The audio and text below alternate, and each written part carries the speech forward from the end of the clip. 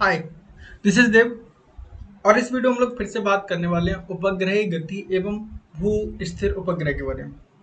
तो अगर आप लोगों ने पीछे वाले वीडियोस नहीं देखे हैं, तो उनको देखते रहिए और साथ में प्रैक्टिस भी करते रहिए ताकि एकदम से रूटीन बना रहे और आपकी तैयारी सही से होती रहे। तो कह रहा है उपग्रह गति एवं भू स्थिर उपग्रह। इसका मतलब क्या हुआ? इसका मतलब इस टॉपिक हम लोग बात करेंगे कि उपग्रह पृथ्वी के चारों तरफ किस तरह से गति करते हैं। देखो, माना हमारे पास ये हमारी पृथ्वी है। इस पृथ्वी के केंद्र से इसकी सतह की दूरी क्या होगी? आर ई, जिसको हम पृथ्वी की त्रिज्या कहते हैं, है ना। अब अगर एक उपग्रह इस पृथ्वी के चारों तरफ इस तरह से चक्कर लगा रहा है, तो ऐसा मान लेते हैं कि वो एकदम से वृत्ताकार पथ पे चक्कर लगा रहा है, मान लेते हैं, है ना। तो क्या हुआ उस कंडीशन में, अगर ये उपग्रह यहाँ से पृथ्वी से स्मॉल आर दूरी पर है, तो इसका मतलब क्या हुआ?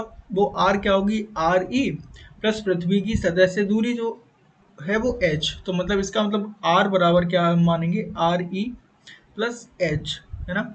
अच्छा, अब ये उपग्रह अगर पृथ्वी के चारों तरफ चक्कर लगा रहा है, तो इसका मतलब इसको एक अभिकेंद्री बल की जरूरत पड़ेगी, क्योंकि वृत्तीय गति के लिए तो हमेशा ही एक अभिकेंद्री बल की आवश्यकता होती है। तो अगर इस उपग्रह का द्रव्यमान स्मॉल एम मान ले रहे हैं, तो जो लगने वाला अभिकेंद्री बल होगा वो क्या होगा? वो होगा F is equal to M V square upon R. और अगर मान लेते हैं कि वो वी नॉट वेग से वेग चक्कर लगा रहा है, तो जो अभिकेंद्रीय बल होगा वो M V not square upon R. R क्या है? पृथ्वी की केंद्र से इस उपग्रह की दूरी। एक बात याद रखने की वाली है ना। और ये हमको मिलेगा कहाँ से? ये मिलेगा G M E M upon R square से। ये क्या होता है? ये इनके बीच लगने वाला आकर्षण बल है।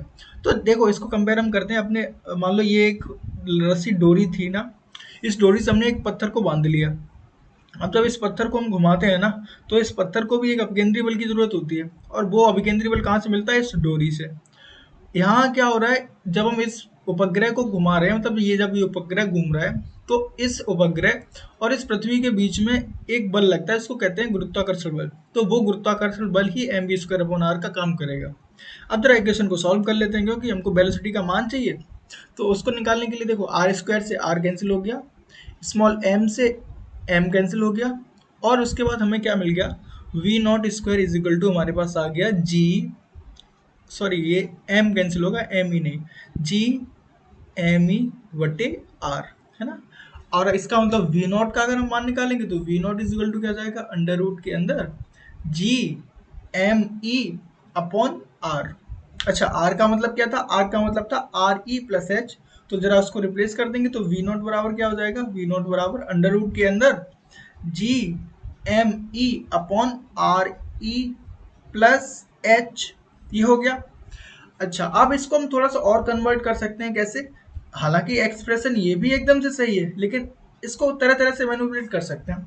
फॉर एग्जाम्पल, हमने पिछले टॉपिक में पढ़ा था कि जी एम ई बराबर होता है जी आर ई स्क्वायर।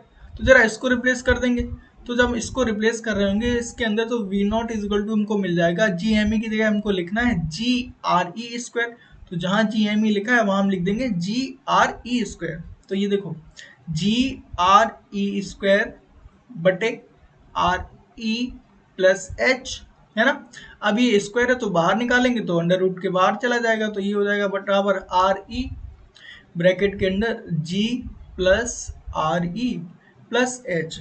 अब जरा एक एक्सप्रेशन को ध्यान से देखो, यहाँ आर ई पृथ्वी की त्रिज्या मतलब कि नियतांक है, नहीं बदलेगी। ये भी आ रही है, मतलब नहीं बदलेगी। जी गुरुत्वीय त्वरण है, वो भी नहीं बदलता। तो सिर्फ जो बदल सकता है वो क्या है? एच, मतलब कि ऊंचाई।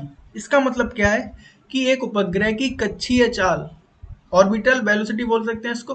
तो कक्षीय चाल किस पर निर्भर करती है? उसकी ऊंचाई पर। मतलब कि अगर ऊंचाई ज्यादा होगी तो कक्षीय चाल कम होगी, और अगर ऊंचाई कम है तो कक्षीय चाल ज्यादा होगी। तो ये हमारे पास एक एक्सप्रेशन आ गया, पृथ्वी की सतह से एच ऊंचाई पर चक्कर लगाते हुए किसी भी पिंड का आवर्तकाल, सॉरी उसका कक्षीय वेग, है ना। अब हमारे पास वेलोसिटी आ गई है। इसमें एक मैनिपुलेशन और कर सकते हैं कि आर ई का मतलब पृथ्वी की त्रिज्या, और पृथ्वी की त्रिज्या कितनी होती है? 6400 किलोमीटर, है ना, 6400 किलोमीटर। और अगर हमने मान लिया कि उपग्रह, किसी ऐसे उपग्रह को जो 50 किलोमीटर या फिर 100 किलोमीटर ऊपर चक्कर लगा रहा है, तो 6400 की अपेक्षा तो ये बहुत छोटा हुआ। उस कंडीशन में हम क्या कर सकते हैं, एच को लगभग नगण्य मानकर छोड़ सकते हैं। तो उस कंडीशन में वी नॉट हमारा क्या आ जाएगा, वी नॉट हमारा आ जाएगा अंडर रूट जी आर ई। ये क्या आ जाएगा, पृथ्वी के पास, पृथ्वी की सतह के पास चक्कर लगाते हुए किसी भी उपग्रह का कक्षीय वेग।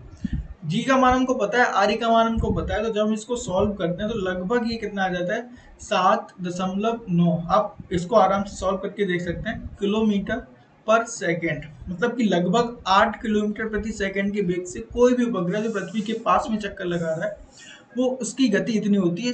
ये काफी अच्छी खासी गति है, 7.9 किलोमीटर प्रति सेकेंड। आप समझ रहे हैं ना इसका मतलब क्या हुआ, ये बहुत तेज होगा, है ना। अच्छा, अगर हम बात करें, यहीं पर एक और आती है एस्केप वेलोसिटी, शायद आपने सुना होगा, इसको बोलते हैं पलायन वेग। पलायन वेग का मतलब क्या होता है कि पृथ्वी की सतह से किसी भी पिंड को या किसी भी चीज को इतने वेग से फेंका जाए कि वो पृथ्वी की गुरुत्वाकर्षण को पार करके बाहर निकल जाए और लगातार चलता ही रहे। मतलब कि फॉर एग्जांपल, जैसे हमारे पास हम पत्थर को फेंके या फिर किसी गेंद को फेंके, तो वो क्या होगी, एक कंडीशन तक ऊपर जाएगी, उसके बाद नीचे आ जाती है ना। ऐसा ही तो होता है परवलयाकार बात पे, हम बॉल को ऊपर फेंकते हैं, वो नीचे आ जाती है, क्योंकि हमारे पास इतनी ताकत नहीं कि उसको पार कर सके। तो एक तो न्यूनतम एक तो वेग होगा ही जिससे फेंकने के बाद कोई चीज वापस ना आए, तो उस वेग को हम कहते हैं पलायन वेग।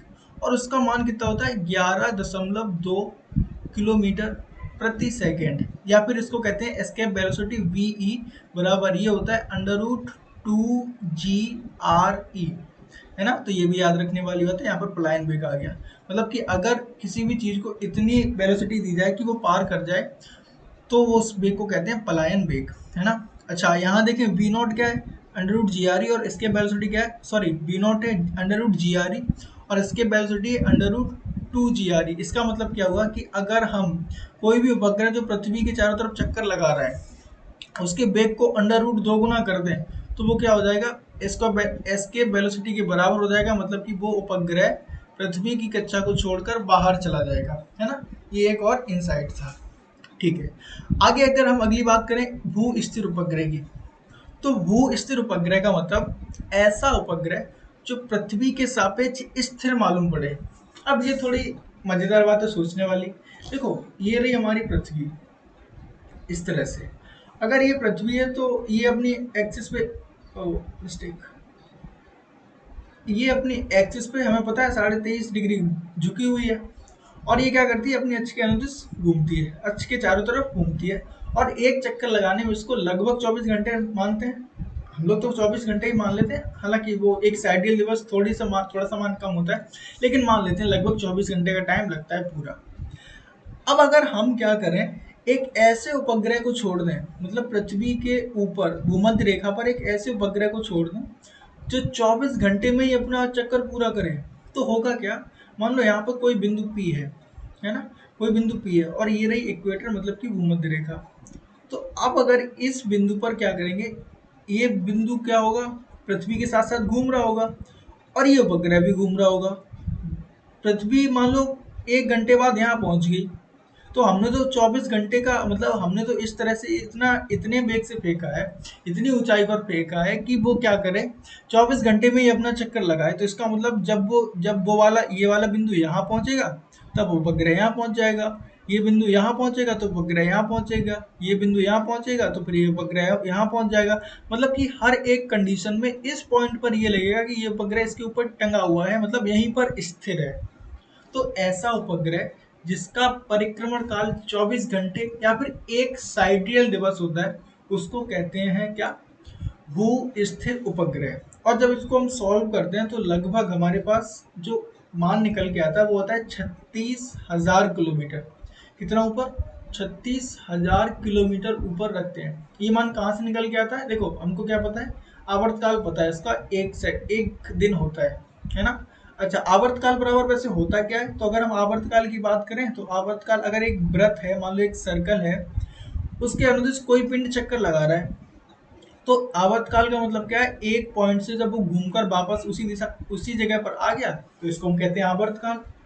अब जब वो घूम के वापस आया होगा तो उसने दूरी कितनी चली होगी, उसने दूरी चली होगी 2 पाई आर, बटे बटे उसकी चाल क्या होगी, मतलब उसकी वेलोसिटी जो कुछ भी होगी, है ना। तो अब देखो टी हमको पहले से पता है, टी हमको पहले से पता है, आर हमने यहाँ से निकाल ली, है ना। यहाँ से हम वी नॉट का भी मान निकाल सकते हैं, और अगर वी नॉट पता है तो आर का मान निकाल सकते हैं ना। तो यहाँ से आर बराबर एक्चुअल में क्या है, अभी हमें पीछे पता है कि आर बराबर क्या था, आर ई प्लस एच होता है ना। तो आर ई मतलब पृथ्वी का त्रिज्या हमको पता है, एच ऊंचाई हमको यहाँ से पता चल गई, तो वी नॉट का मान हम नहीं निकाल सकते, तो है ना। यहाँ से हम वी नॉट का भी मान निकाल सकते हैं, मतलब कि जब जो भू स्थिर उपग्रह है ना वो पृथ्वी के चारों तरफ किस वेग से चक्कर लगा रहे हैं। तो इस टॉपिक में लगभग इतना ही है, हम इसके वेलोसिटी को भी पढ़ चुके हैं, है ना। तो अब हम क्या करेंगे, अगली यूनिट की तरफ मूव करते हैं, है ना। इसके अगर जो न्यूमेरिकल्स है वो हम कोशिश करेंगे अगले वीडियो में कवर करने की, वरना आप प्रैक्टिस लगातार करते रहिए। और उसके बाद हम लोग अगले टॉपिक की तरफ, मतलब कि अगली यूनिट की तरफ बढ़ते हैं, जहाँ पर हम सरल आवर्त गति और उससे रिलेटेड कुछ टॉपिक्स को पढ़ने वाले हैं। तो तब तक के लिए बेस्ट ऑफ लक।